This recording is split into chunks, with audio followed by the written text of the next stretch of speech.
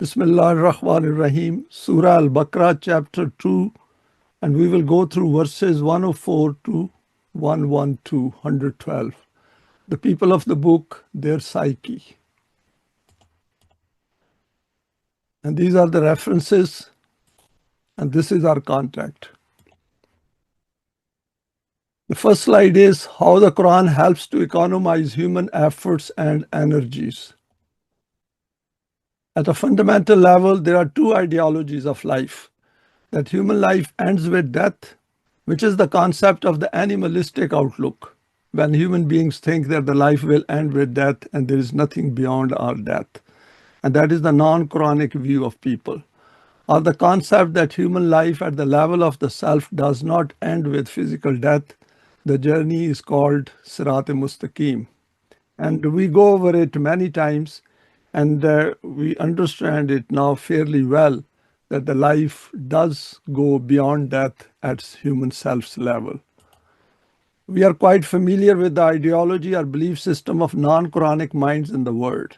This leads to living life in pursuit of material gains in life, that is the physical aspect.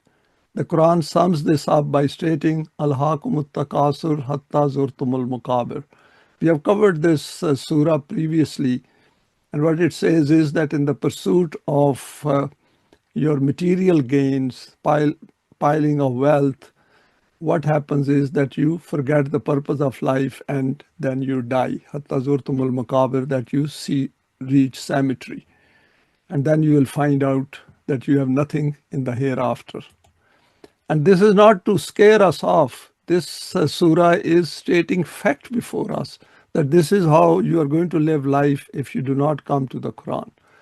In this kind of life, there is no concept of Allah based on divine attributes, no permanent values, no concept of self-development, no accountability, and hence no life in the hereafter, because all these things are related to the development of the human self. Therefore, that self which is put forward by the Quran simply cannot emerge. All efforts and energies go to waste when death arrives. So human efforts without the guidance of the Quran will go wasted, because there is no life beyond death for such human beings, because they haven't got that self which qualifies itself for the next stage. Under Quranic guidance, when the choice is made towards this concept of life and Iman is acquired as per this verse, فَمَنْ يَكْفُرْ بِالطَّاغُوتِ وَيُؤْمِنْ بِاللَّهِ, that is, you reject the man-made system, you feel uncomfortable with it, you seek the guidance of the Quran and then come to the Quran and accept Iman as noted in the Quran, yu'min billah. The progressive consolidation of Iman opens up the path to acquiring new life. It's worth going through these two verses in our own time. The Quranic path is called Sirat-e-Mustaqim, which extends from this earthly stage to the next stage and continues without any cessation. This is an important point over here which we should keep in mind and pass it on to others as well who are looking for guidance from the Quran, that human life has no objective as such except to keep progressing on Sirat-e-Mustaqim, that is the straight path, balanced path as defined by the Quran. And this is the beauty of human self's life, or life of human beings looking at self's level. The recipe of Iman plus solid deeds is that path of life on which all efforts and energies simply cannot go to waste. And this is an important statement in the light of the Quran, that the Quran says that once you have acquired Iman and then do solid deeds, come together and follow this path, then all your energies and efforts will bear fruition. These will produce positive results. The self-development on this path is consciously monitored in the light of the Quran and gradually becomes evidence of its own eminence and loftiness. So our efforts on the path of the Quran are economized, because these don't go wasted. Let us go to the first verse of today's presentation, verse 104, becoming extremely conscious of our words and deeds, signs of being a Momin. Ya ayyuhallazina amanu la taqulu ra'ina wa qulu anzurna Wasma'u walil kafirina azabun alim. O Jamaat Momineen, at this juncture, it is essential to comprehend an important reality. You have seen that the mentality of the Jews was that they repeatedly made these kinds of demands of Musa that provide us with such and then we will follow your instruction. So instead of seeking guidance, they were all the time putting forward their own conditions because they were reluctant to obey the laws of Allah. This approach to life is wrong. Do not do this, that you start to bargain with your system and say to it that if you show favor to us, then we will do the same for you. That means such people are not understanding the purpose of the guidance. They are not understanding that what impact this guidance of Allah has on their own self. Because once they follow this guidance, the reward is implicit within that guidance. They are looking for rewards in the physical domain from the messenger. Your behavior should be that you ask your messenger, the center of the divine system, that keep an eye on us so that we do not go astray and we will keep on obeying you. Because these people were not associating their own will with that of Allah's will, that is the will of the messenger, because messenger was following as per the will of Allah. And they were not understanding that this human being who is the messenger of Allah, deep down he wants the good of every one of them. Moreover, you should not use words with double meanings in mutual conversation, nor express a matter by twisting words. This is also a habit of the Jews. Remember, these matters may appear very ordinary, but their effects are very far-reaching. Those people who deny these realities become afflicted with a severe punishment. And this is another important point over here in this verse is that it is addressed to Ya ayyuhallazina amanu, which means that at this stage the Deen has been established. It has now gained some kind of an outline and the messenger is leading this Deen. And then Quran says, Walil kafirina azabun alim, because people who go against these values knowingly, then they are caught in the bad results of their own deeds. Our words represent our thoughts, and the law of requital holds us responsible for what we say. The Quran has stated that after centuries of subjugation, slavery, and desolation, these people, that is Bani Israel, had become so mean that they had become deprived of even common social manners. And I think the state of Muslims today who have become people of the book is not very dissimilar. They used to come and sit in the meetings of Rasulullah, and even there they could not desist from displaying this meanness. When they spoke, it was with double meanings, and when they delivered their words, it was with such a twisting of their tongues that the meaning would become something completely else. From this it is clear that the Jews used to come and sit in the gatherings of Rasulullah and would either use words with double meanings or would simply twist the pronunciation, from which the meanings would become something completely different. And in today's world, we see manifestation of this across the globe. Next slide is acquiring eminent psyche. It is stated in Surah Nisa, the state of the Jews is that there are those among them who even move the words of Wahi from their true position and alter them. And even in common conversation, they use words with double meanings in a strange way. For example, instead of saying Samena wa atana, which means we heard what you said and we will obey it, they will say Samena wa asaina, we heard it and we will disobey it. Or will say Asma gaira musmain, you listen to us, although what you say will not be heard. Or will say in mockery, may you become deaf, such that they will talk by twisting matters with their tongue in a strange way. Because deep down they had contempt for Islam, they had contempt for the Messenger of Allah, and in fact they had contempt towards Allah and His book. The aim from this is to make the Deen of Allah a target of ridicule and derision, so that it is mocked. If their intention had been sincere And they had started frankly that Samena wa Atana, we heard and we will obey it, or Asma wa Anzurna, listen to what we say and look on us kindly.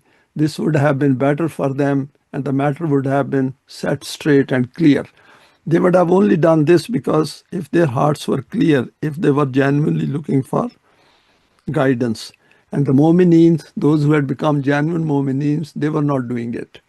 But due to rejection and transgression and prejudice and jealousy, their condition has become such that they have become deprived of even ordinary good social behavior. You will see that there will be very few people among them who will accept Iman.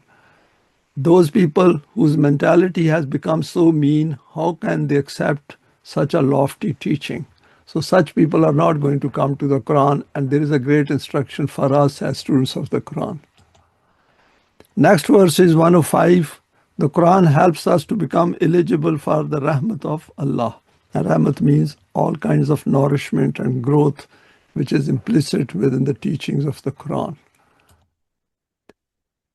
Ma yawaddu allazina kafaru min ahlil kitabe walal mushrikina an yunazzala alaykum min khairim min rabbikum. Wallahu yakhtassu bi rahmatihi man yasha'u wallahu zul fadlil azim. These people from among the people of the book and the mushrikeen Arabs who do not accept Iman simply cannot bear to see that the wahi of Allah should come to you. And they were still pursuing their own prejudices and jealousies, and that you should achieve the successes of life on this basis. But in this, there is no question of their wishing or not wishing. All this takes place according to Allah's law of Mashiach. He selects whichever individual he wishes for wahi, and then whoever wishes he can benefit from the good and blessing of that wahi. The table laden with his nema, that is his bounties, is accessible to every individual. Whoever wishes to take something can stretch out his hand and take it. And Quran has used this kind of a theme throughout, that whoever wishes can get benefit from this guidance, and those who reject it, obviously they are going to face the consequences of this rejection, because they are bound to do evil, they are bound to do wrong, and their efforts and deeds will go to. Next is some historical perspective on this verse. The actual fact is that since the followers of every religion are trapped in this self-deception that their religion is true and of a higher rank and superior to all other religions, therefore they are not ready to even listen to the voice of anyone else. And this is a very strange mentality which human beings develop at an emotive level. They have certain belief, and since they keep thinking about it, or thinking about it without rationally analyzing it, they think it has become a truth. And since majority starts doing it, so they all are together in this false belief system. Therefore, this fact was very unpleasant to the Jews and Christians, that why is Rasulullah giving them an invitation towards Deen? Other than them, there were those people living in Arabia who were not the followers of any particular religion, for example, the Quraysh and various Arabian tribes of that time. The Quran has termed them as mushrikeen.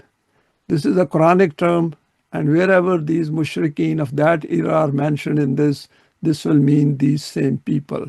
But we should also keep in mind mushrikeen are those who mix up Allah's message with their own man-made laws and values. The reason why the Quraysh opposed this invitation is very obvious. The position of the Quraysh was that it was a great capitalist nation. Its commercial caravans were constantly plying day and night from Yemen to Syria. Mecca, which was under their control, was the central marketplace of the whole of Arabia and the surrounding areas. In other words, the central control of the commerce of the whole of this area being in their hands. Next slide is pointing to the ways of acquiring khair. This word has come in this verse. The Kaaba was the central place of worship for the people of Arabia, and the Quraysh were its trustees or bankers. Due to this, they had acquired such a holy and lofty status that in this era, when robbery and thuggery was commonplace, no one could even dare to look at their commercial caravans. Furthermore, the income of the Kaaba itself was no less, it was in fact a state. Then they had divided the people into racial classes in such a way that no one could break these boundaries set by birth. These Quraysh held the highest rank of all among these classes, like that of the Brahmins among the Hindus. And this is a fact. When people don't come to the wahi of Allah, that is the guidance of the Allah, they suffer from all kinds of bad belief systems and live at a very basic level where race and biological affinities take priorities. And for example, in today's world, nationalities have become another kind of deity. In the above verse, the Quran is described as khair, and khair has been clarified in these words in Surah Al-Nahl. The Momineen, that is Muttaqeen, are being questioned that everything which has been sent to you from your Rabb, what is it actually? And in reply, they say that it is khair, i.e., those people who will live their life according to it will achieve all kinds of bounties and successes in this world. And what can be the highest kind of bounty and success in this world? That our efforts and striving does not go to waste. And their life in the hereafter will also comprise these. How pleasant will be this abode for the muttaqeen, that is, it will be full of bounties. And these we should view at self's level, because the physical means of conveniences everyone can acquire, because these follow physical laws. It is that eminence and loftiness at self's level which matters, where the energies and efforts are conserved. Next verse is 106. The Quran is fully updated for all times. Ma nansakh min ayatin aw nunsiha nati bi khairin minha aw mithliha. Alam ta'lam anna Allaha ala kulli shay'in qadir. One objection of these people of the book is that when Allah's books were already in existence, then why has there arisen a need for a new book? That is the Quran. Furthermore, if this book is from the direction of Allah, then why does it contain such commands which are against the previous wahi, that is Torah of Allah? They were actually saying that why these commands are against their own desires, because they rejected their own books as well when these originally came to their direction. Say to them that the style of wahi from our direction is that those commands from the wahi of former messengers which were given for temporary implementation, they are replaced with the commands of the wahi from the messenger coming afterwards. And these new commands are better than the previous ones. Those previous commands about which the decision is to allow them to remain as they are those which the nations of previous messengers either abandon or forget or tamper in themselves. Similar commands are provided in their place through the later wahi. And all this takes place according to our established calculations over which we have complete control. This final code of life has now been revealed according to these same calculations, in which all previous truths are included, and which is complete in every respect, and which will remain protected forever. Hence, this code will now replace all previous codes and will remain in implementation forever. So there is no update required to the Quran, just like our softwares keep updating. And this is a great blessing for us. Next verse 107, coming to terms with the concept of Allah acquiring an eminent self for the establishment of Deen. Alam ta'lam anna Allaha lahu mulku samawati wal ardi wa ma lakum min dunillahi min waliyyim wala nasir. Say to them that in this regard no individual can raise an objection with Allah that why did he arrange the system of wahi like this.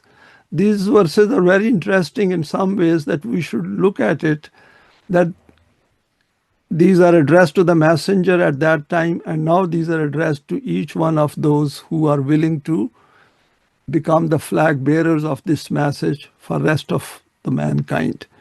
So that is how we should view it on this platform, that we should acquire enough knowledge and understanding so that we are in a position to pass it on to others. Do they not know that all sovereignty in the heavens and the earth belongs to him alone? Hence, only he knows which law should be implemented when.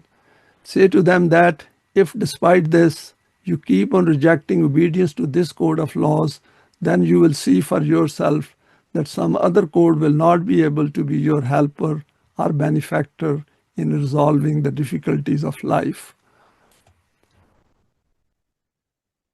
The next slide is now over here. I have included both verses as it was noted in volume 2. To obtain benefits associated with the Quran, we need to come to terms with its being complete as a book of guidance. These verses are about nasikh, that is cancellation, and mansukh, that is cancelled.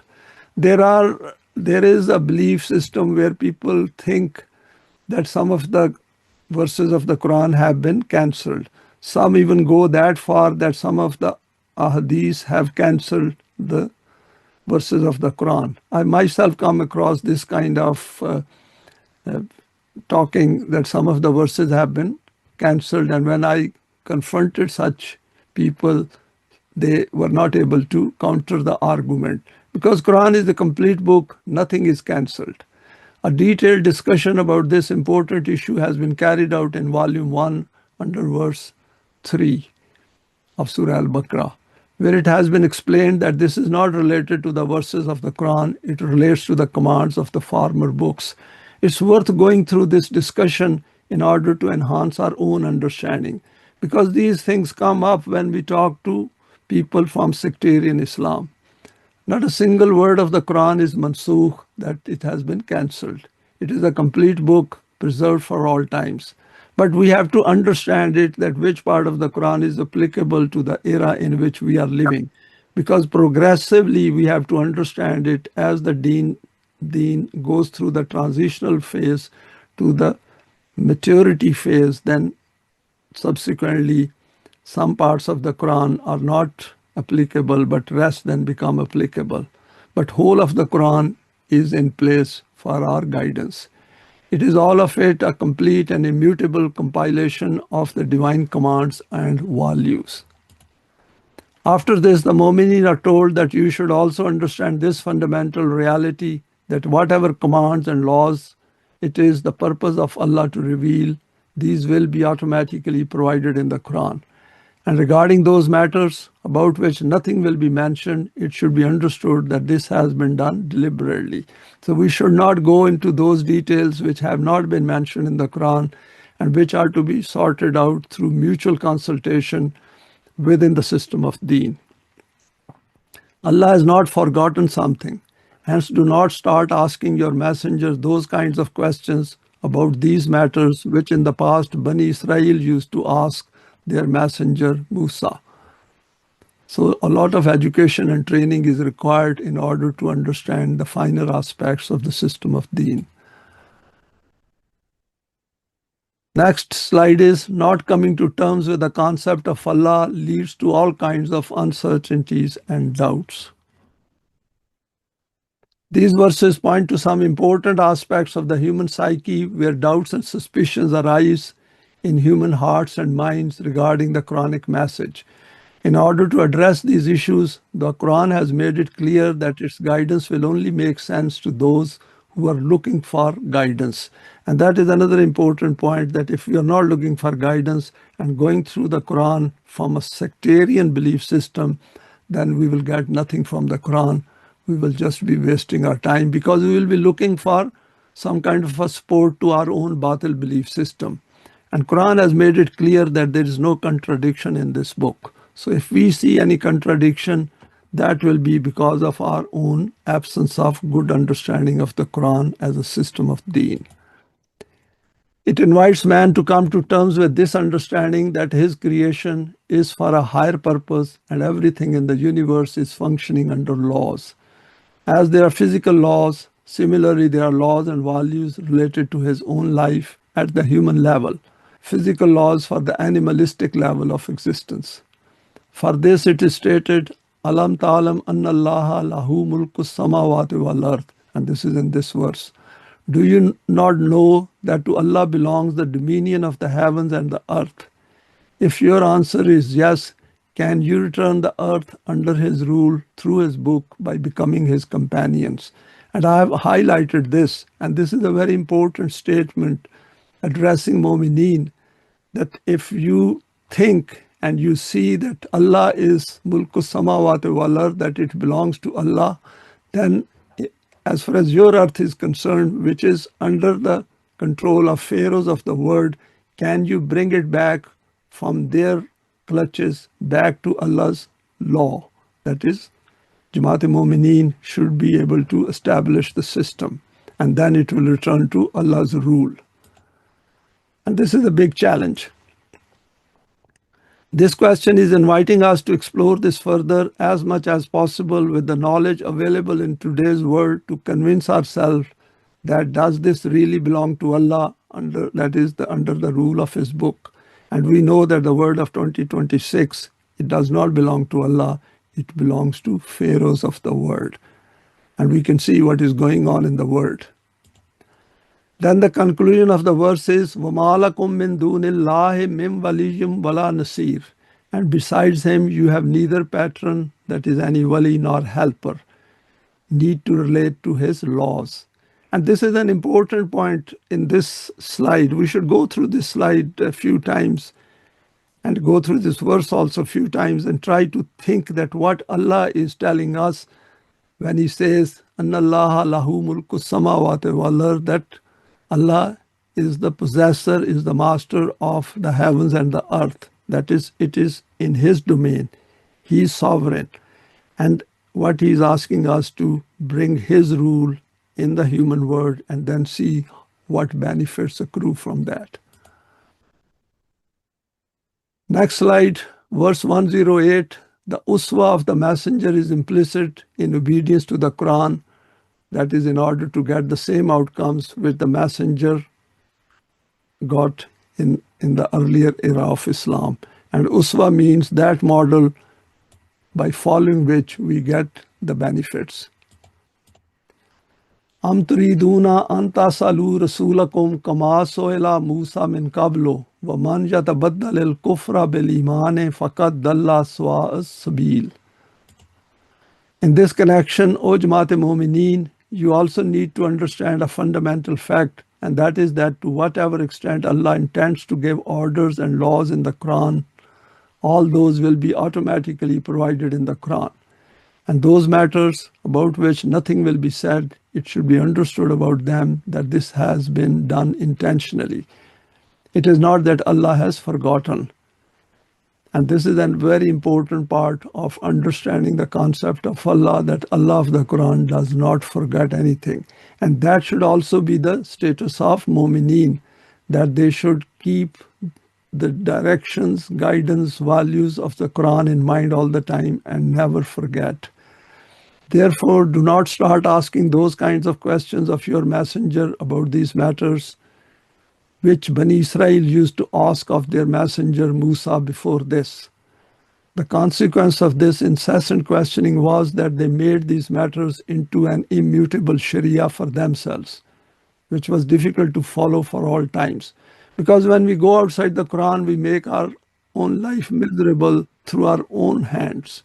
And we can see that how the sectarian Islam, people who follow that, have made their own life so hard for themselves. Ultimately, they had to reject them. So you should not do this either.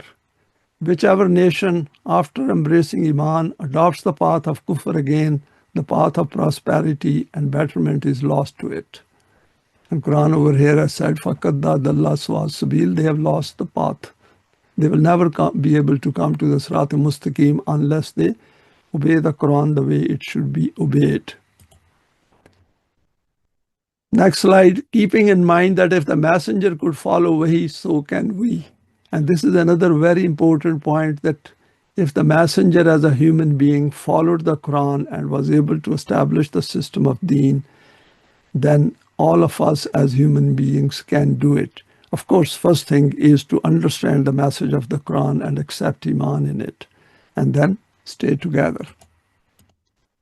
Here the Quran has cautioned the Jamaat Momineen against behaving like Bani Israel, who despite gaining freedom from the clutches of Pharaoh, did not initially respond to the messenger Musa. We have discussed various issues faced by Bani Israel which are referred to by the Quran previously. We have seen that all the messengers were human beings who acquired the knowledge of Wahi from Allah, understood it in relation to its application to the societies of their eras, and then acted on it with the companionship of the willing, that is the Momineen. The whole conduct is totally transparent and based on evidence and is placed within our cognitive reach. And this is very interesting. As we are going through these verses to understand the system of Deen, we can see that how straightforward and transparent it is and how simple it is. The only thing is that once we have acquired that Iman which is explained in the Quran, then the whole thing becomes easier and easier with the passage of time. The Quran has pointed to an important point of not resorting to kufr after acquiring Iman. This means there is always a possibility of this reverting if the initial acceptance is not precise. And that is what is mentioned in this verse, وَمَنْ يَتَبَدَّلِ الْكُفْرَ بِالْإِيمَانِ. We have analyzed aspects of acceptance of Iman in some detail. The Quran has warned us that the consequence of doing this is that we will go astray and not be able to tread on Allah's path. That is, فَقَدْ ضَلَّ سَوَاءَ السَّبِيلِ. This means that we need to keep reminding ourselves as the distractions of the Iblisi system are very influential. Because we are living in a man-made system and we have to earn a living as well within the man-made system. But all the time we have to keep this higher aim in life that while we are earning our living within this system, we should always think of the system of Deen and help establish it. Next verse 109, the conduct of the people of the book should never distract Momineen. وَدَّ كَثِيرٌ مِّنْ أَهْلِ الْكِتَابِ لَوْ يَرُدُّونَكُم مِّن بَعْدِ إِيمَانِكُمْ كُفَّارًا حَسَدًا مِّنْ عِندِ أَنفُسِهِم مِّن بَعْدِ مَا تَبَيَّنَ لَهُمُ الْحَقُّ فَاعْفَوْا وَاصْفَحُوا حَتَّى يَأْتِيَ اللَّهُ بِأَمْرِهِ إِنَّ اللَّهَ عَلَىٰ كُلِّ شَيْءٍ قَدِيرٌ. Most among these people of the book desire only that, following your acceptance of this Iman, they can cause you to revert to kufr. So what they used to do was at that time that they will mix with the Muslims and dishearten them and try to see if some of them can go back to previous position or position of kufr. This is not because reality has not become clear to them. Reality has appeared clearly before them, but they are not ready to adopt this deen due to their nationalistic prejudice, nor are they able to tolerate seeing you benefit from the blessings of this system of life. So there is a bit of jealousy as well, because once we see the path of the Quran, which is righteous, clear, straightforward, transparent, and strengthens the human self, one can see that ultimately such people will have a better hereafter. But the others become jealous, envious, and then they try to stop them. Now the question is, what is the remedy for this? You are still passing through the initial phase of your system. Hence, do not waste your time and energy by entangling with them. And this is the guidance provided by the Quran. Until the time that the stage of the decisive revolution does not appear before you, because the results take time on this path to appear. In fact, on any system, once we are on that and working towards our objective, it takes time for the results to materialize. But within the man-made system, these materialize quickly because these are related to the physical successes. Whereas in this case, that is the system of Deen, it is the human self which has to first develop. Avoid them and keep advancing forward in the completion of your program without thinking about them, and whatever they say, overlook it. So what Quran is telling us is that initially it will look as if nothing is happening. And we do see on Tolu Islam's platform as well, sometimes people think that they are doing nothing. But in fact, we should always keep reminding us, the first thing is, have we gone through the Quran first as a system of deen or not? So that is the question we should ask. And if we haven't managed to go through it, why should we ask a question that we are not doing anything? Allah is aware of the scales of every matter and possesses complete control of circumstances. Thus, He knows which path should be adopted at which opportunity. Guidance provided on the process of moving forward. So what I have highlighted over here, we should go through it few times. Next slide is process of progressing towards Deen outlined. In the last part of the verse, attention is drawn to an important link in the program of the heavenly revolution. The basis of this revolution is on a psychological transformation. For this, the technique was that the messenger should keep making the teaching of Wahi widely available and invite the people to reflect and reason in it. Provide a response to the objections of the opponents using reasoning and evidence, remove their doubts and suspicions, and to keep including those people in his Jamaat who accept this invitation in this way. A major part of the righteous life of Rasulullah was spent in this preaching and organization. After this, when such a point was reached where it was seen that the rest of the people are not ready to accept this invitation and are continuing to oppose it on the basis of mere prejudice and arrogance, then Rasulullah was told that now you should concentrate all your attention on the education, training, and organization of this Jamaat and shun these opponents. Very important step in the pursuit of the system of Deen. If after this they desire a final verdict in their opposition, then this will also take place according to the laws of Allah. But regarding the adoption of dissociation from these people, it is stated, and leave them with noble dignity. No acrimonious relationship, no bad mouthing. Just tell them that you follow your path and we will follow our own path. Next verse is 110. Becoming aware of the impact of present actions on the future. The Quran is about the system of Deen. And this is an important point, that every stage on this path, every phase of our life on this path, as our understanding enhances. And as we keep doing solid deeds, individually as well as collectively, we should keep in mind that the good results of our efforts now will appear at some point in the future. وَأَقِيمُوا الصَّلَاةَ وَآتُوا الزَّكَاةَ وَمَا تُقَدِّمُوا لِأَنفُسِكُم مِّنْ خَيْرٍ تَجِدُوهُ عِندَ اللَّهِ إِنَّ اللَّهَ بِمَا تَعْمَلُونَ بَصِيرٌ. This sums up the discussion which has taken place up to this point. The fulfillment of this program will be by the establishment of Salat and the administration of Zakat, i.e., by establishing such a society in which every individual, while following the divine laws, continues to fulfill the duties assigned according to them and keeps distributing the means for the nourishment of humanity, because this is important for self-development.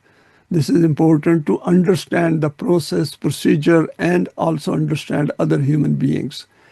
In this initial phase, it will seem as if there is no outcome being established from whatever you are doing, but rest assured that your efforts will not go to waste.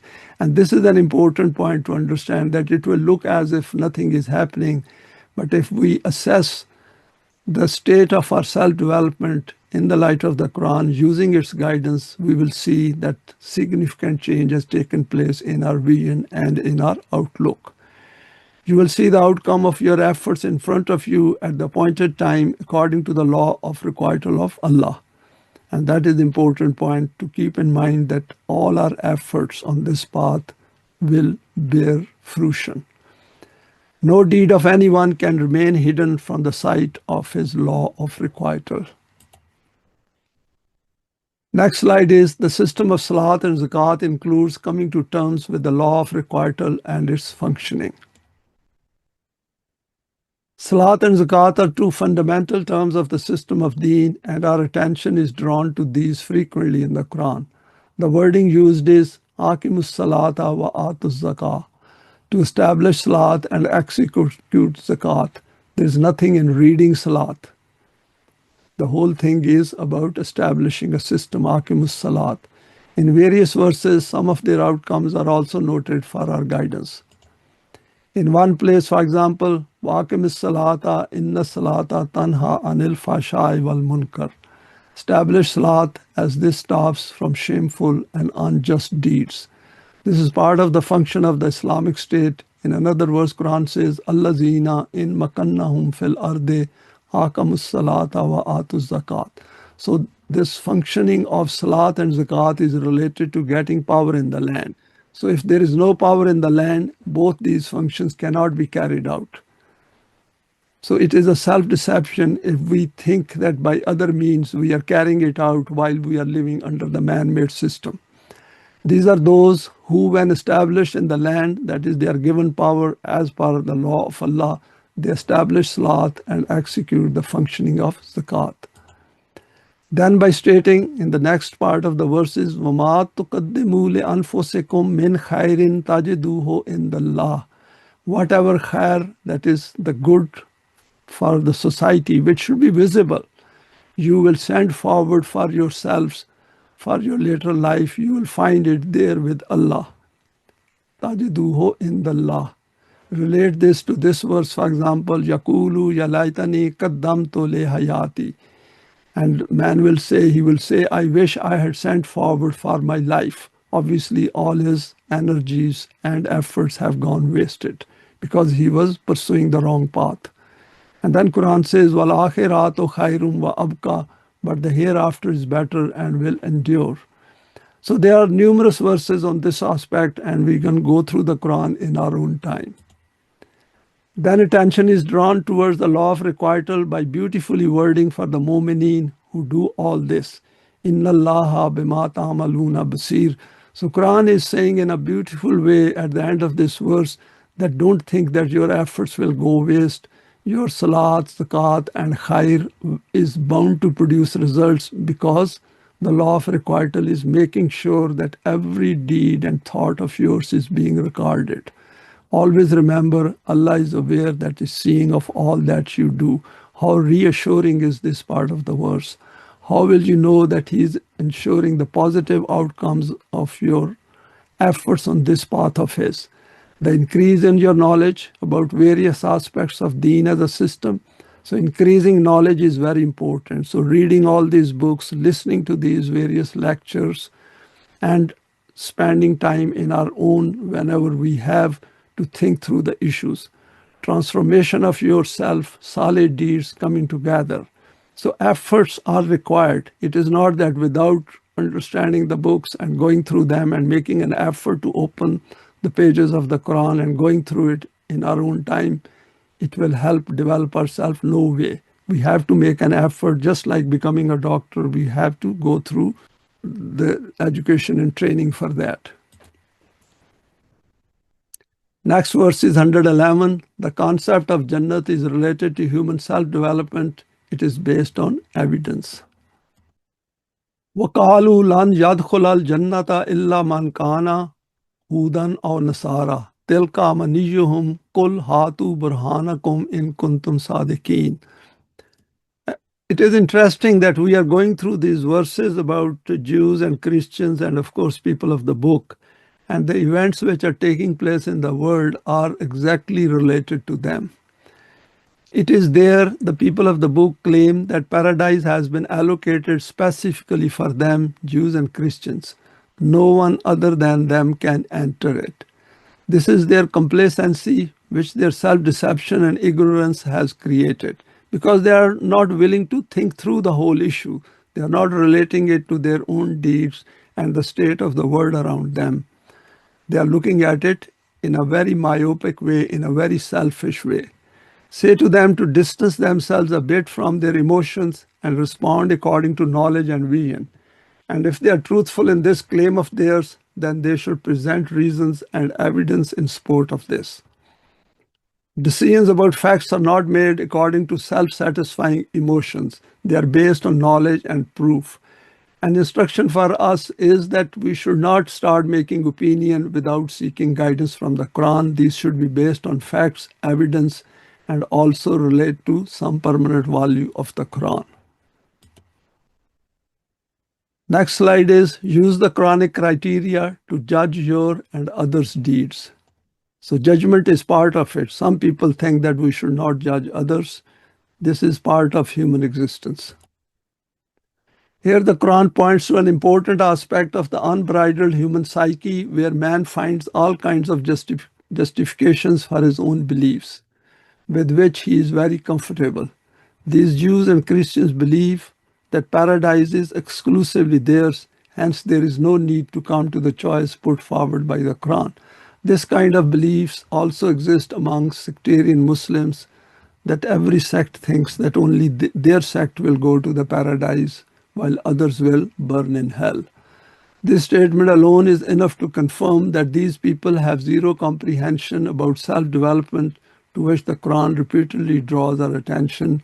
And Quran says, وَلِتُجْزَى كُلُّ نَفْسٍ بِمَا كَسَبَتْ, that heavens and the earth have been created al-haq, so that every nafs, everyone who can make choices, is held responsible for their own deeds.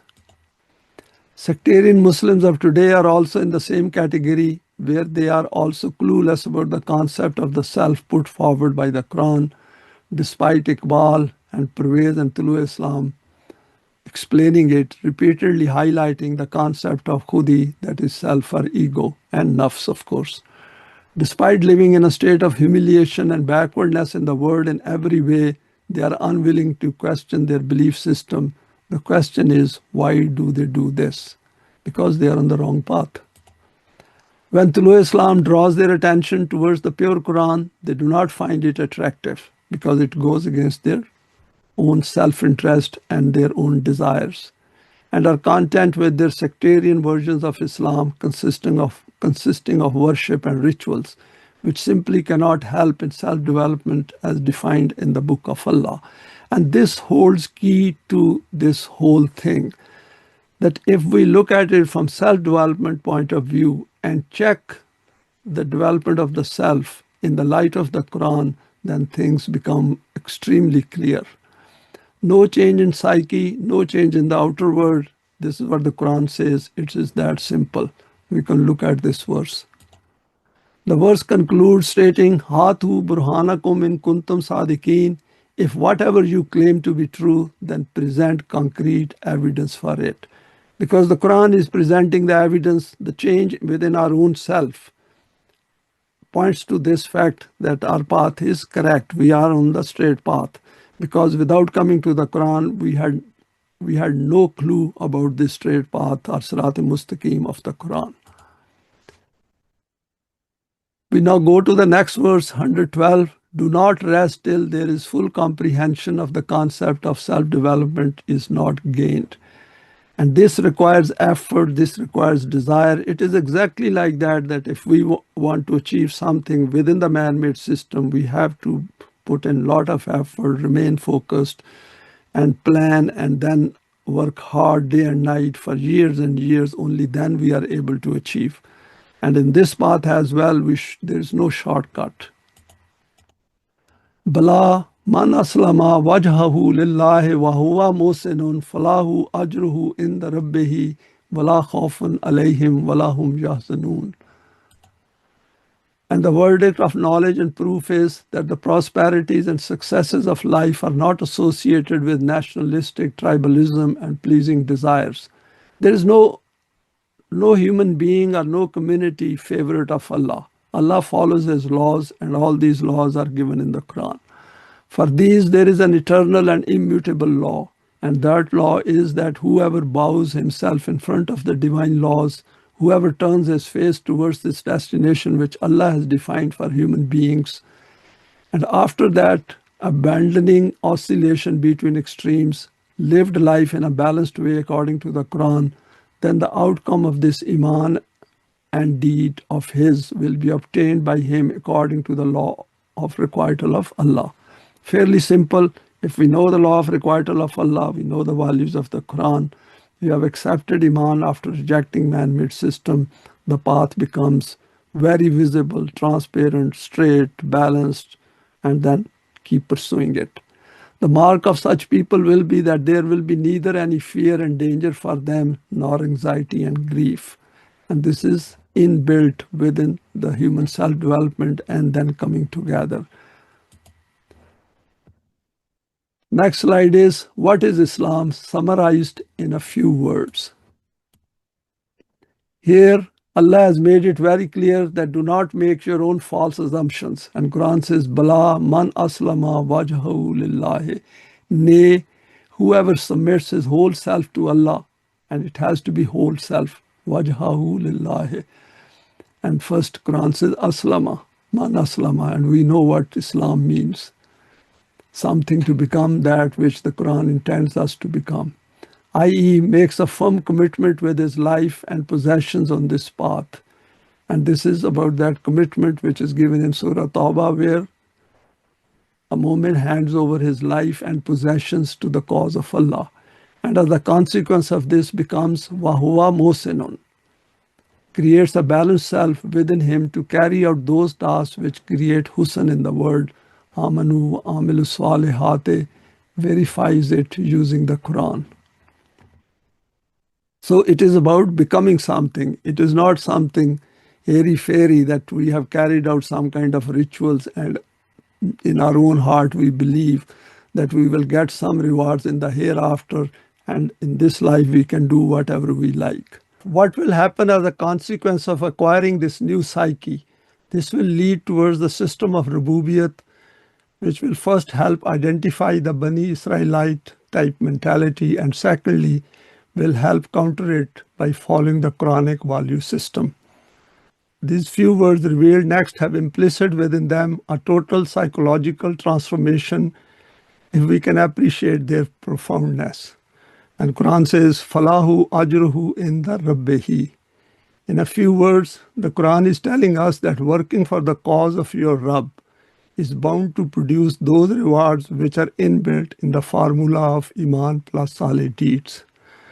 And Quran has beautifully put over here that whatever you are doing, the reward of that you will get in the form of the system of Rububiyat. That is, these rewards will come from Allah's direction. Then the verse concludes with a permanent value, Wala khawfun alayhim wala hum yahzanun. The fear and grief of all kinds created by the Taghuti systems which directed you towards our guidance. And you made this informed choice to opt for Deen. Continue on this path called Sirat-e-Mustaqim, and then witness how successes materialize initially within your own self through self-development and then manifest in the outer world. Thanks for your time and for sharing this today. Please feel free to share it with your contacts. You may like to subscribe for future talks related to the Quranic system of Deen.